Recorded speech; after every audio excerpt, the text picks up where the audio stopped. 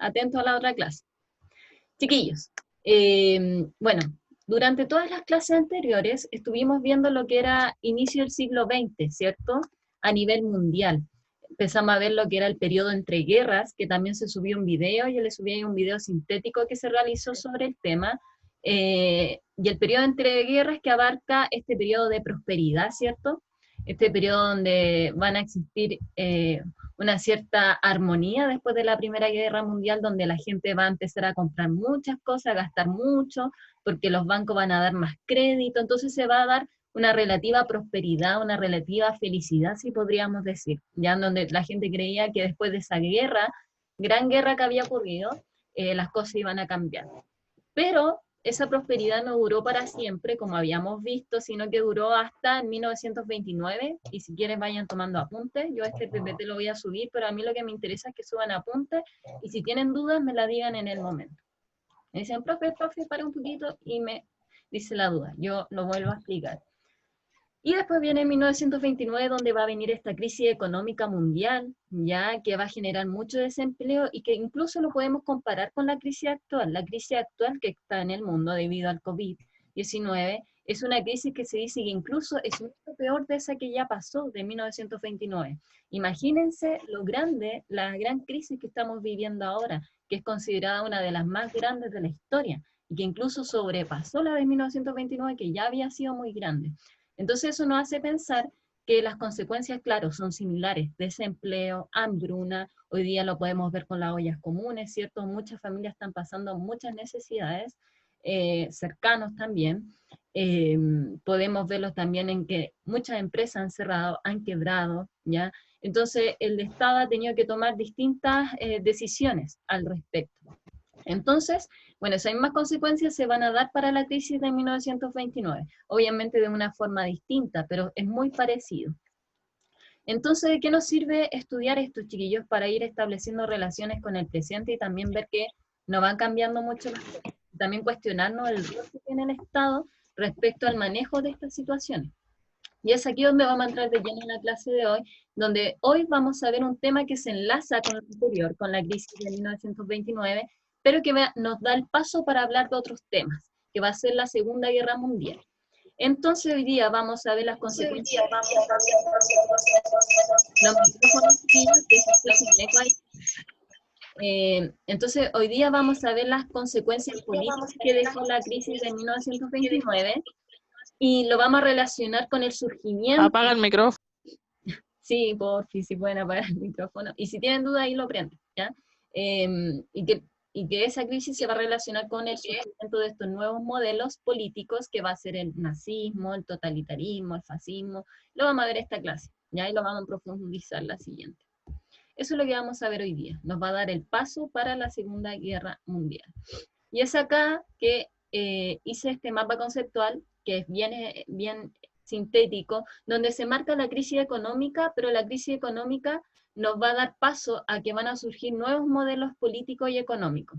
¿Qué quiere decir esto, chiquillos? Que finalmente la crisis económica va a dejar un tema tan grande, tan profundo en los estados, ¿ya? Que no van a saber qué hacer. Chiquillos, el que esté rayando acá la pantalla, por favor deje de hacerlo, ¿ya? Yo creo que todos acá estamos poniendo de nuestra parte y yo igual. Entonces, empezaron a surgir estos nuevos modelos políticos y económicos. ¿Por qué? Porque fue una respuesta a la crisis. Los estados se empezaron a preguntar, ¿están quebrados prácticamente, sin dinero, la gente con hambre, altos índices de desempleo y así un sinfín de cosas? Entonces los estados, los gobiernos empiezan a preguntar, ya, pero nosotros ¿qué hacemos ahora? ¿Qué decisiones tenemos que tomar para poder salir de esta gran crisis económica que nos afecta no solamente a nosotros, sino que a todo el mundo? ¿Qué hacemos? Y es ahí en donde empiezan a surgir nuevos modelos políticos y económicos que van a empezar a proponer ideas, a proponer soluciones de cómo enfrentar esa crisis económica. Si van teniendo dudas, me dicen. Por ejemplo, es ahí donde van a nacer estos tres modelos que van a ser una posible solución al problema, ¿ya? Y que a partir de eso, después se va a dar la Segunda Guerra Mundial. ¿Sí?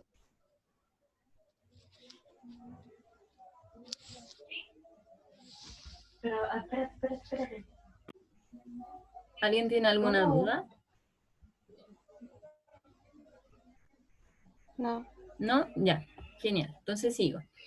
Entonces van a surgir estos nuevos modelos políticos y económicos como respuesta a esa gran crisis económica, como una solución, plan A, plan B, plan C, para ver qué hacemos ante esa crisis. Entonces es ahí donde van a surgir estos modelos, que va a ser el totalitarismo, y vamos a ver qué significa eso, y dentro del totalitarismo está el fascismo, el nazismo y el socialismo soviético, que los vamos a ver en esta clase, y lo vamos a profundizar la próxima. Cada uno de esos tiene características que se asemejan mucho entre sí, por eso son abarcados como gobiernos totalitarios. Y vamos a ver qué es un gobierno totalitario. También va a surgir un populismo latinoamericano y también finalmente desde Estados Unidos se va a proponer otro plan que va a ser el estado de bienestar, que lo vamos a comenzar a ver ahora. Entonces, van a surgir estos tres tipos de respuesta a lo que estaba ocurriendo, a estos modelos políticos y económicos que dieron una respuesta a lo que estaba sucediendo en la crisis económica de 1929.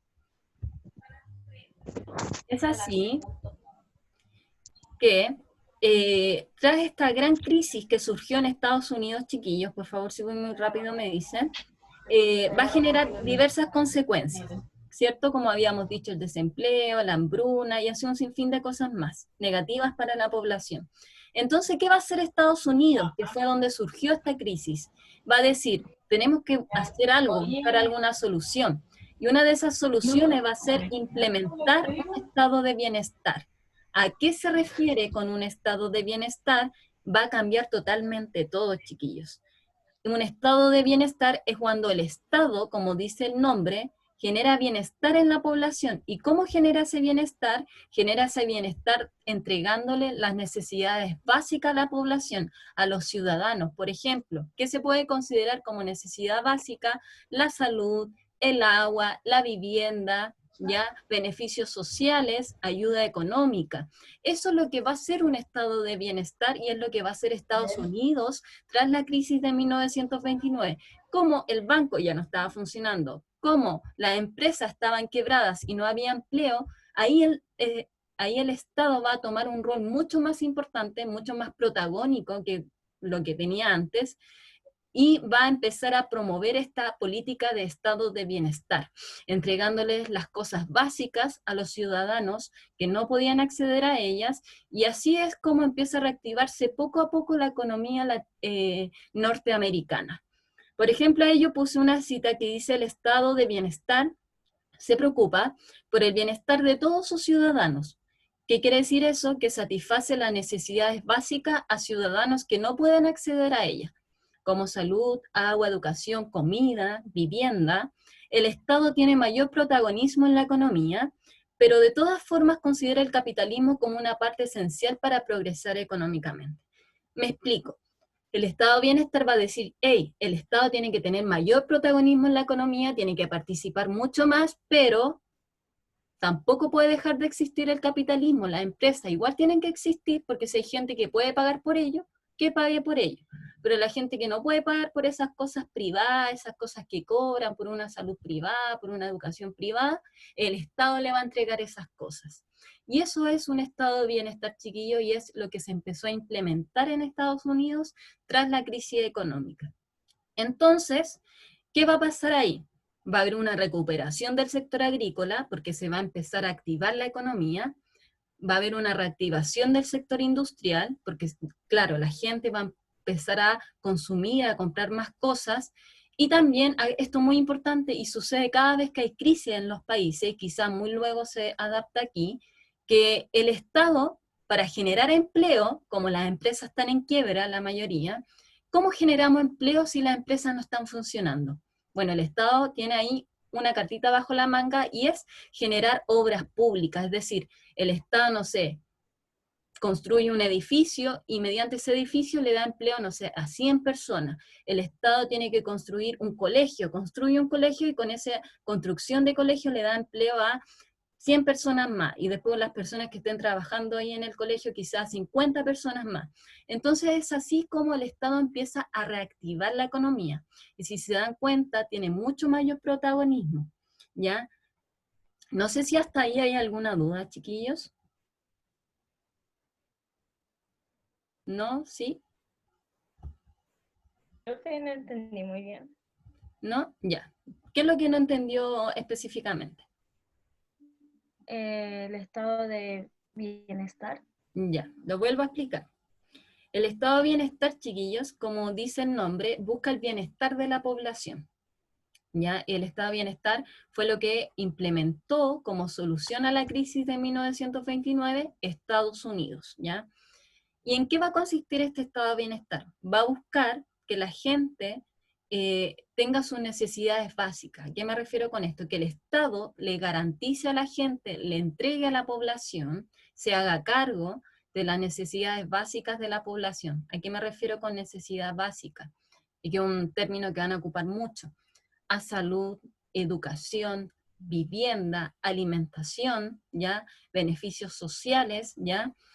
Todo eso es referente a las necesidades básicas. ¿Y qué hacía el Estado? Le entregaba esas necesidades básicas a la población, ¿ya? A la población que no podía acceder a ellas, que no tenía dinero, que estaba desempleada, ya que no podía trabajar. Entonces, el Estado va a entregar esas necesidades básicas a los ciudadanos que no pueden acceder a ellas. De eso va a ser la principal política del Estado de Bienestar. Podríamos decir, no sé si lo comparamos con Chile, ¿Chile se puede considerar un estado de bienestar?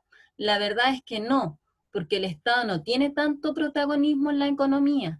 Acá quienes tienen mayor protagonismo y quienes invierten más en la economía son los empresarios, ¿ya? Por eso el Estado a veces no puede hacer mucha cosa social, porque los empresarios son los encargados de manejar la economía acá. A diferencia de un estado de bienestar, que en el estado de bienestar el Estado, el gobierno, ¿ya? El presidente, todos los políticos tienen mayor poder en la economía y a través de eso pueden implementar políticas, leyes que beneficien a la población y que le den y que le entreguen esas necesidades básicas, que entreguen esos recursos a las familias que no pueden acceder a ellos, ¿ya? Y que generalmente se da a la gran parte de la población. Un ejemplo de estado de bienestar son los países europeos. Uno siempre ve ahí que la educación es gratis, que la salud es gratis. Eso es un estado de bienestar en donde el Estado le garantiza a todos los ciudadanos que pueden tener una educación gratis, una salud gratis, y que también van a existir las empresas privadas. Es decir, el que quiere pagar por otro tipo de salud lo va a poder hacer. Pero ante todo siempre lo público, la salud pública, las escuelas públicas, todo lo público referente al Estado va a garantizarle a usted también un bienestar, va a ser de calidad. A eso me refiero con estado de bienestar. Ya no sé si habrá quedado un poco más claro ahí. Sí, ¿Sí? Ya. profe, pero que usted explicó cómo se llama, que cómo le hicieron como para que se reactive algo, como la economía, parece que dijo. Claro, Algo de 100 y 50, algo así. claro. Lo que va a hacer el estado de bienestar en Estados Unidos, que va a ser una solución a la crisis de 1929, va a decir cómo recuperamos la economía y lo van a hacer mediante el estado de bienestar. Entonces, ¿qué va a generar eso como consecuencia? Ya Estados Unidos implementa esta nueva política económica de estado de bienestar. Genera como consecuencia que se empiece a reactivar la economía, que empiece a funcionar de nuevo, ya como una rueda. Antes estaba estancada con la crisis de 29 y con esta nueva política va a empezar a andar de nuevo. Da poquito, pero va a empezar a funcionar nuevamente. Entonces eso va a dar paso a que la gente empiece a tener poco a poco empleo, ya, por todas las cosas que estaba haciendo el Estado, y se empiece a reactivar, ya, a funcionar, a eso me refiero con reactivar, nuevamente toda la industria, poco a poco. Empiecen a recuperarse los bancos y así sucesivamente. Eso es lo que va a suceder en Estados Unidos, pero muy distinto es lo que va a suceder después en Europa, que lo vamos a ver ahora con los estados totalitarios. Pero antes de pasar a eso, y esta va a ser una fuente que se las voy a dejar como tarea, pero se las voy a leer, ¿ya? Para que empecemos a analizar la fuente igual. Por ejemplo, esta fuente nos dice, el estado de bienestar se basa en el reconocimiento del derecho de cualquier miembro de la comunidad a un mínimo nivel de vida. ¿Qué quiere decir esto? ¿Ya?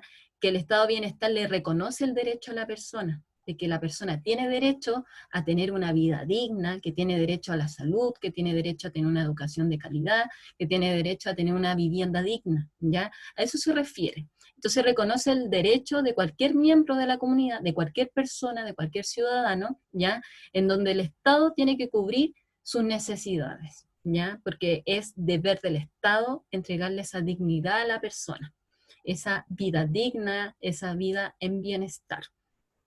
Entonces, más bajito nos dice que el estado de bienestar se hace cargo en cuanto a la asistencia a la enfermedad, asiste a los enfermos, a las personas que no pueden acceder a una educación, a una salud pagada. Bueno, está la salud pública, que le va a garantizar ese acceso a la salud, a poder cubrir su enfermedad.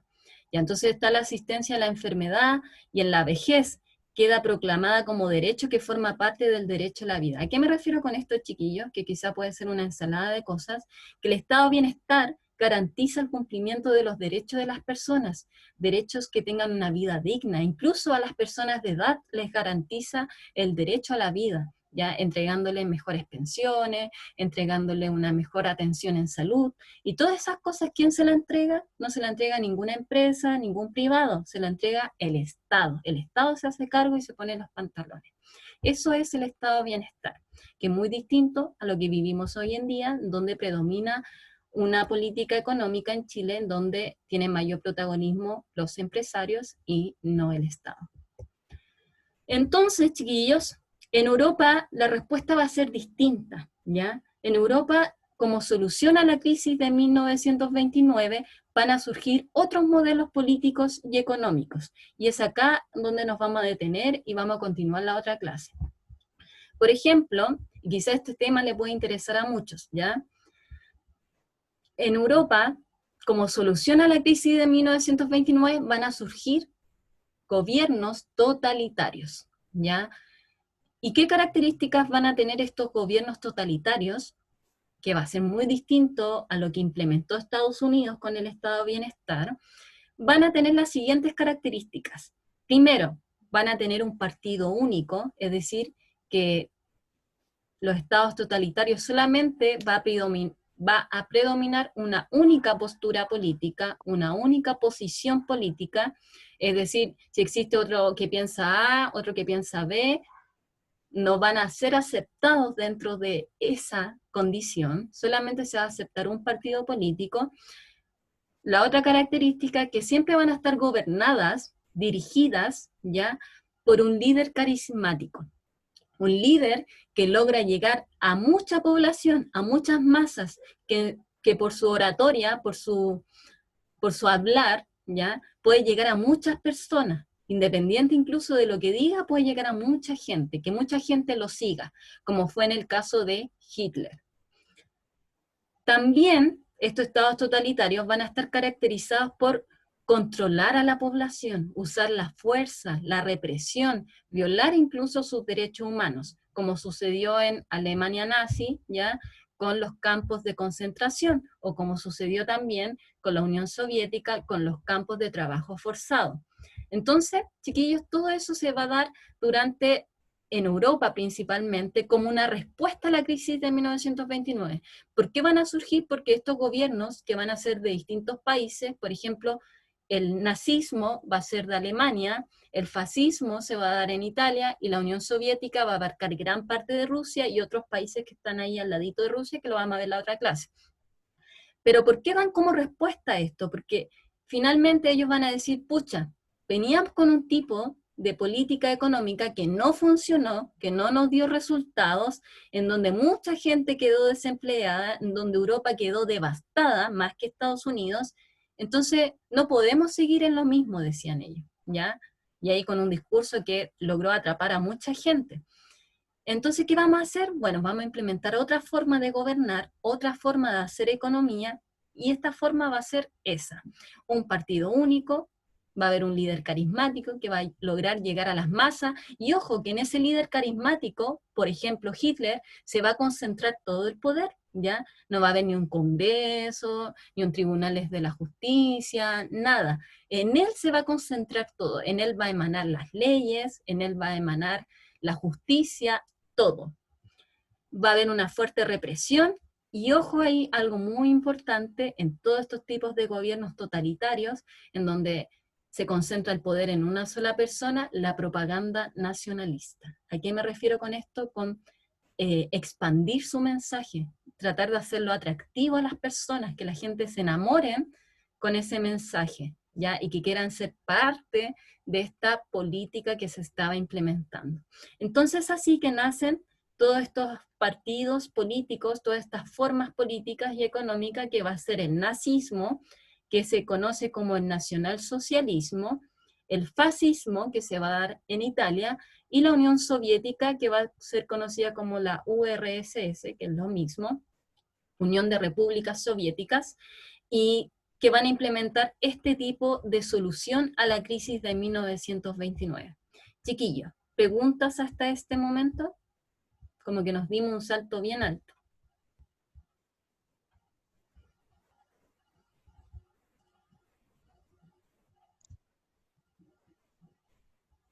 Profe, ¿Sí? el tema de la economía solo afectó a estos tres países o también afectó a otros países de Europa como España. Buena pregunta, muy buena pregunta, Valentina. Afectó a todo el mundo, ¿ya? Pero uno siempre en la historia se centra en estudiar ciertos casos que fueron como más paradigmáticos, ¿ya? Como que generaron mayor revuelo, pero afectó a todo el mundo, afectó a Estados Unidos, a España, a Francia, incluso los países más orientales, ¿ya? A Grecia, Latinoamérica se vio muy afectada. Chile, aquí un dato extra, Chile fue el país que más afectado del mundo, ¿ya? El país más afectado del mundo con la crisis de 1929. Entonces, todo el mundo se vio atrapado en esto, ¿ya? Una de las cosas que podríamos haber visto, pero no las vamos a alcanzar a ver en este contingencia, era como la solución que dio Chile a la crisis de 1929. No la vamos a alcanzar a ver, pero al menos vamos a alcanzar a ver estos modelos que se dieron en Europa. Pero en Latinoamérica, claro, muy afectada, y se dieron otras soluciones a lo que estaba ocurriendo. Muy buena pregunta ahí. Ahora voy a pasar a explicar qué es el totalitarismo. Pero el totalitarismo, chiquillos, hay que entenderlo como una forma de gobierno en donde están estas cuatro características que están presentes acá. Un totalitarismo es una forma de gobierno en donde existe un único partido político, ¿ya? ¿A qué me refiero con esto? De que si usted piensa distinto a la persona que está gobernando, lo más probable es que lo saquen del país, lo exilien, o lo lleven a un campo de fuerza o a un campo de concentración, que era lo que se daba en esos tiempos, ¿ya? Porque no puede existir alguien que cuestione el poder, ¿ya? Que cuestione a la persona que está gobernando. La persona que va a gobernar va a ser un líder carismático, ¿ya? A eso se refiere el totalitarismo, y que esa persona va a concentrar todo el poder, ¿ya? Todo el poder en su persona. No va a ser como en Chile, supongamos, o en otros países, donde va a haber un presidente, ¿cierto? Un congreso, van a haber tribunales de justicia. No, en el totalitarismo no. Todo se va a concentrar en una sola persona, y en esa persona va a emanar la ley, el gobierno y la justicia. Pero ¿cómo va a mantener el control de todo esto en los totalitarismos? Mediante la fuerza, el control, la violencia hacia la población que no esté de acuerdo con ellos, o hacia personas que son distintas a ellos, ¿ya? ¿Y cómo va a expandir todo este mensaje nacionalista, racista en algunos casos? Mediante la propaganda política. Eso es un estado totalitario, chiquillos. Es distinto a una democracia, ¿ya? Ahí haciendo las diferencias. Es distinto a una democracia, porque en el estado totalitario gobierna una sola persona, donde se concentra todo el poder mediante el uso de la fuerza, la violencia, discursos racistas en algunos casos. Y aquí vamos a dar paso. Luego vamos a profundizar mucho más en el totalitarismo, y acá les quiero mostrar para que puedan ver las caras de las personas que dieron paso a estos totalitarismos. Por ejemplo, acá en una esquina está Benito Mussolini, que va a ser de la ideología fascista en Italia.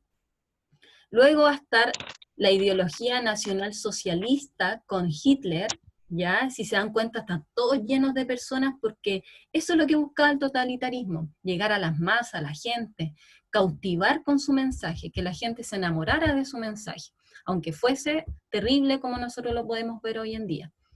Y finalmente va a estar la ideología socialista con Stalin, ¿ya? Que también va a estar dentro de estos gobiernos totalitarios. Entonces, van a ser personajes en donde, y aquí voy a profundizar un poco más en el concepto, que algunos tenían dudas por lo que estuve leyendo. En el Estado totalitario, chiquillos, podemos decir que es distinto a una democracia, ¿ya? Nosotros actualmente vivimos una democracia, algunos pueden cuestionarse, claro, se violan los derechos humanos igual, pero es muy distinto a una democracia. Por ejemplo, en el Estado totalitario hay un dictador, ¿ya? A eso se refiere, que ejerce un poder absoluto como sale ahí en la fuente. Es decir, nadie le puede cuestionar, ¿ya? Hay incluso un video dando vueltas donde Hitler, que siempre aparece como en los memes, prácticamente le grita a las personas y los cuestiona y están todos muertos de miedo, y eso es porque nadie le puede cuestionar su palabra, es el líder supremo. En el caso de Alemania, que era el Führer.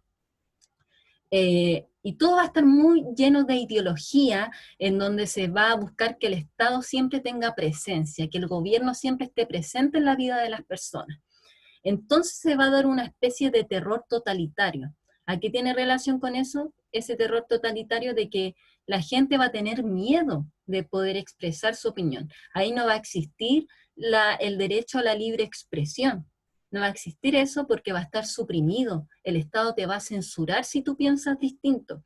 Eso es un Estado totalitario, en donde la gente va a tener miedo y que incluso algunas personas que eran distintas al régimen político, que eran distintas al Estado totalitario o que no pensaban igual, eran llevados a campos de concentración. Quedan 9 minutos, chiquillos, para que el video se apague. Así que ahí voy viendo cómo va avanzando esto. No sé si hasta el momento tienen dudas, alguien, alguna consulta.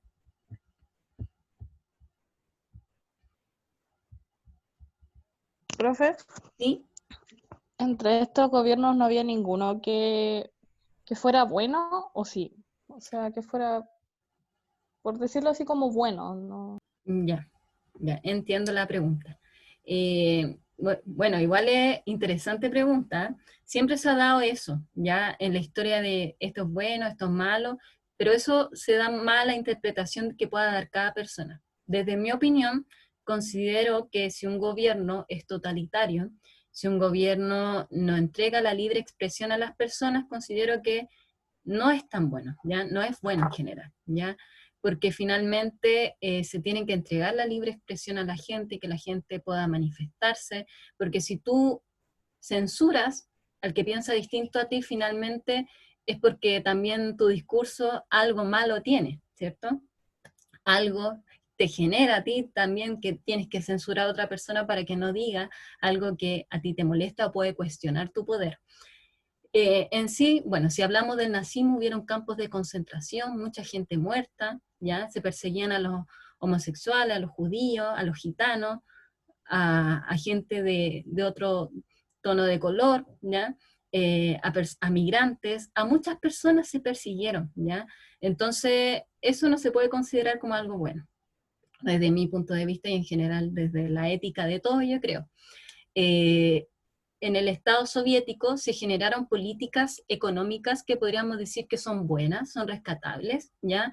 Que son una forma distinta de abordar la economía, ¿ya? Pero en cuanto al término social, de cómo se comportó ese Estado totalitario con las personas, la Unión Soviética, podríamos decir que también cayó en lo mismo que el nazismo, porque también hubieron campos de trabajo forzado.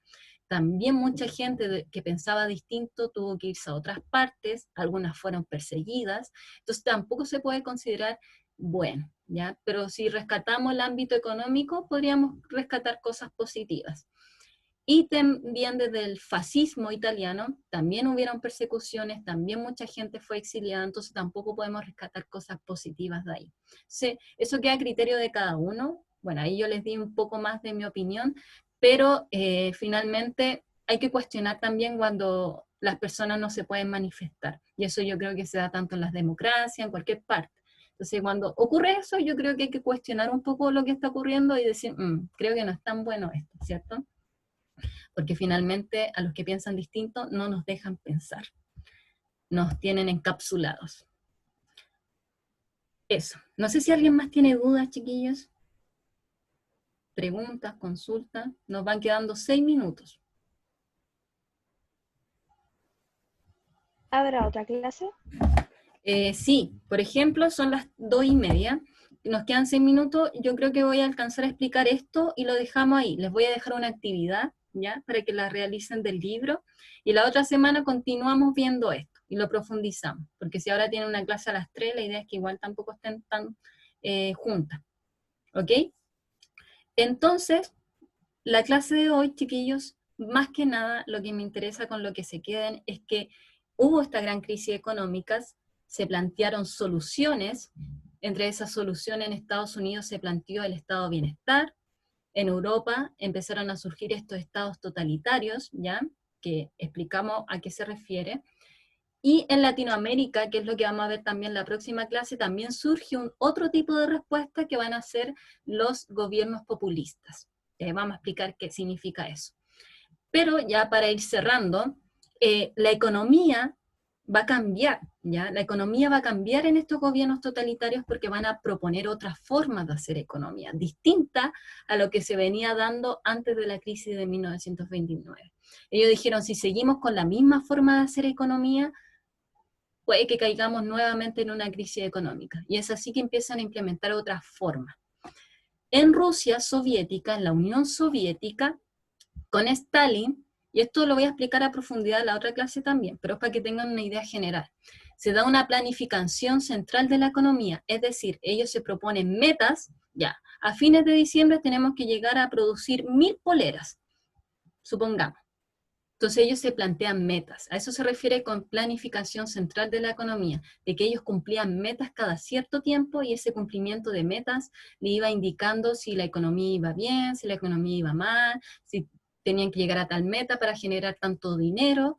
Eso es lo que realizó la Unión Soviética. Pero ¿quién planificaba esas metas que tenían que llegar? Era el Estado. Esa es la gran diferencia. En la Unión Soviética, el Estado se hacía cargo de todo. El Estado estaba presente en la economía, a diferencia de lo que ocurre en Chile o en otros países donde los empresarios son los que manejan la economía y no el Estado.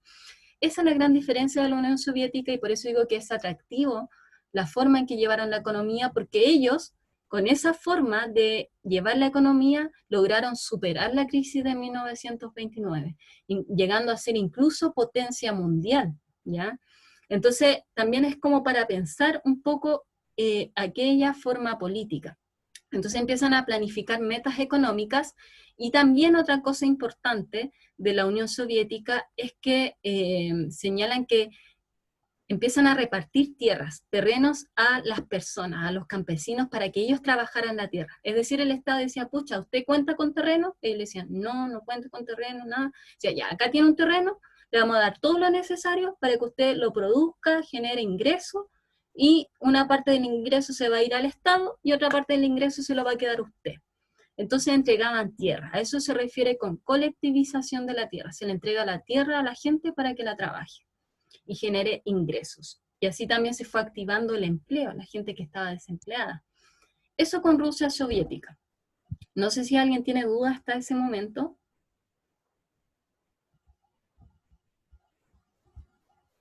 ¿No? ¿Sí?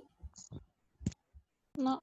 ¿No? Ya. De todas formas, les voy a dejar unos videos que pueden ayudar un poquito a entender esto más. Nos quedan 2 minutos, la voy a hacer bien cortita.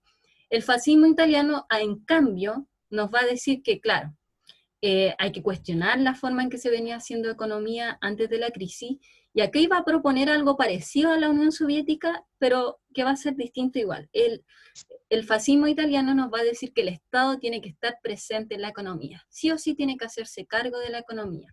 Va a cuestionar cómo se venía haciendo la economía hasta ese tiempo, pero obviamente ahí no van a fijar metas, ni van a entregar terreno a la población, sino que lo van a llevar a cabo de otra forma, en donde el Estado va a empezar a organizar las cosas poco a poco.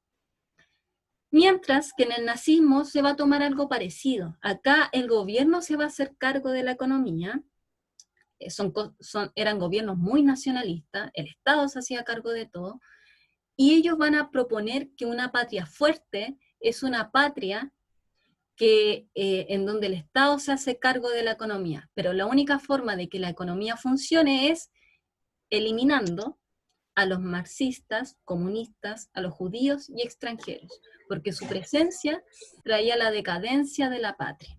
Eso es lo que decía el nazismo, y es como van a llevar a cabo su política económica. Y es así como empiezan a expulsar a estas personas y llevarlos a campos de concentración. Y es lo que vamos a ver en la próxima clase. ¿Ya? Nos quedaría pendiente esto para la próxima clase. Nos quedaría pendiente esto y los gobiernos populistas en América Latina. Y ahí daríamos paso a la Segunda Guerra Mundial.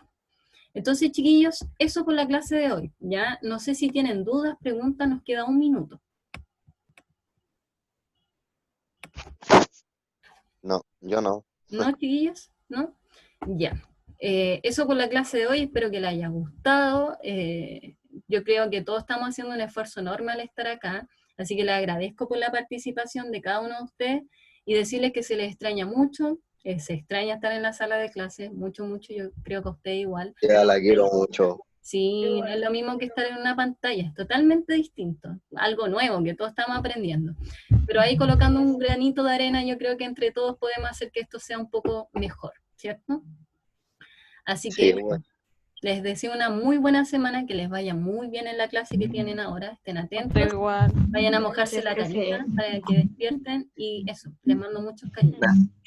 Voy a subir la Gracias. clase a YouTube. Igual para usted. La quiero mucho. Chao. Un abrazo. Gracias. Chao. Bendiciones.